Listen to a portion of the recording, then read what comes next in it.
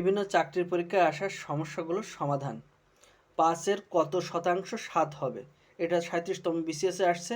এই ধরনের প্রশ্ন যার সাথে এর থাকবে সেটাকে আমরা নিচে বসাবো এবং অন্যটাকে উপরে বসাবো গুণ ১০০। ৫ দ্বারা ১০০কে গুণ করলে ৫ কুড়ি ১০০ এবং ৭ দ্বারা গুণ হলে ৭ কুড়ি ১৪০। গ নম্বর অ্যান্সার। পরবর্তী অঙ্ক আছে যে ২/৭ এর কত শতাংশ ১/৩৫ হবে?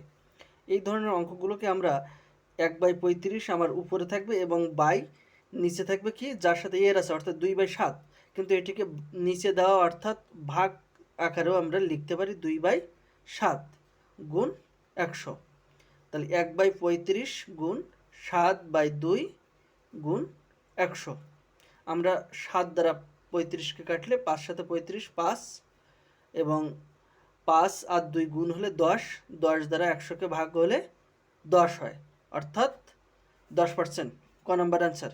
পরবর্তী অঙ্ক আছে 130-এর কত শতাংশ 10.4, অর্থাৎ 10.4 এটা আমার উপরে থাকবে এবং নিচে থাকবে 130 গুণ 100। এই দশমিক ওঠানোর জন্য একটা এক ব্যবহার বসবে এবং দশমিকের পরে এক ডিজিটের জন্য একটা শূন্য।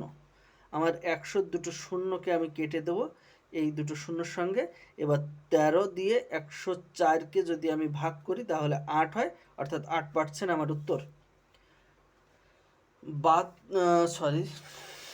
7.2 কিলোগ্রামের কত শতাংশ 18 গ্রাম?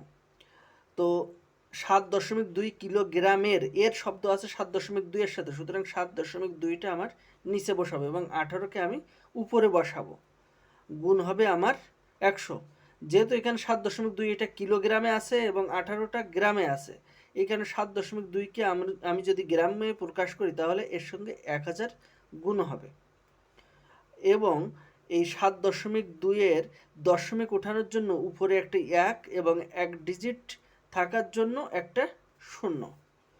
এবার 18 দ্বারা 72কে ভাগ করলে আমার 4 হয়, 4 দ্বারা 100কে ভাগ করলে 25 হয়। আমার একটা শূন্য, এখানে একটা শূন্য কাটা যায় তাহলে এখানে থাকে 100, উপরে থাকে 25 অর্থাৎ 25/100। এটাকে যদি আবার দশমিক আকারে ফিরে আসি তাহলে দুটো শূন্যর জন্য দুই অঙ্ক সামনে আমার একটা দশমিক বসে অর্থাৎ খ নাম্বার অ্যান্সার 0.25। ধন্যবাদ সকল।